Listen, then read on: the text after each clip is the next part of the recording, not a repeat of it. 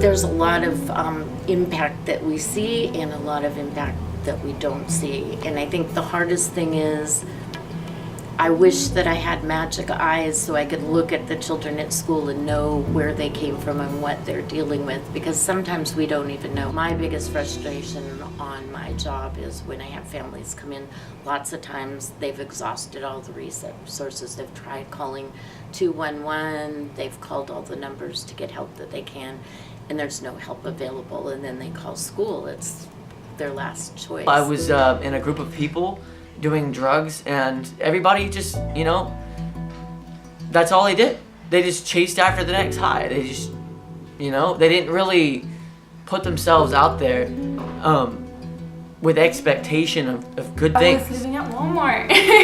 Yeah, 2 different Walmarts. I was just parked there pretty much all day because I was living in my car, I got less hours because I just couldn't get there, so I didn't have a lot of gas money, so I just pretty much stayed at Walmart all day.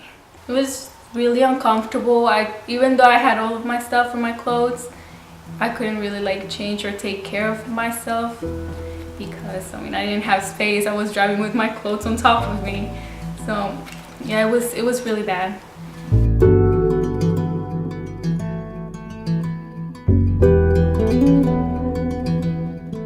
Like foster care, they need, that's a different story for later, but I think they can do a better job on how they treat people after 18, because there is some teenagers out there who, like me, for an example, who was in foster care, who was doing the right thing, and then all of a sudden they get kicked out just like that. Like I had nowhere to go. Like I didn't know what I was doing. Like it was just simple as that.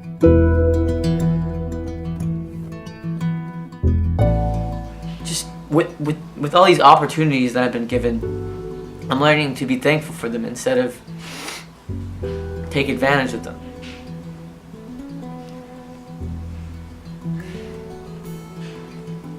Without this place, without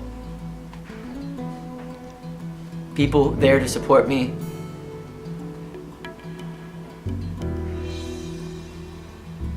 I'd probably still be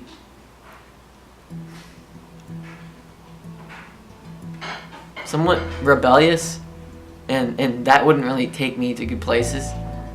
I was so focused into just finishing school and do something good with my life.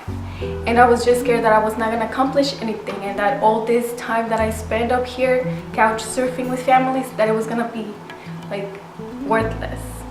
So that's what I was scared of. I was just I put so much time and effort, and at the end I'm just going to end up in my car. Everyone kind of needs more of a mentor than they do just a motivator, because you're not going to be with the person all of their life, but you want to take with them what you've learned, and you want to develop a relationship with someone that's not too attached to where you're just babying someone, where you're just hurting someone more than you are really helping. I would say that always know people's stories and identities, and know what's going on out there in the streets, because you can walk down the street and you'll see a old guy who's homeless, but it's very seldom do you find a teenager who's homeless. And it's I think you gotta, for some people, you gotta look in between the cracks to actually see it, because there's actually more homeless teens out there right now than there ever has been. I've just had such good luck with Associated Ministries, or not luck, I've been blessed by Associated Ministries, because they've come through for me when I reach all the dead ends.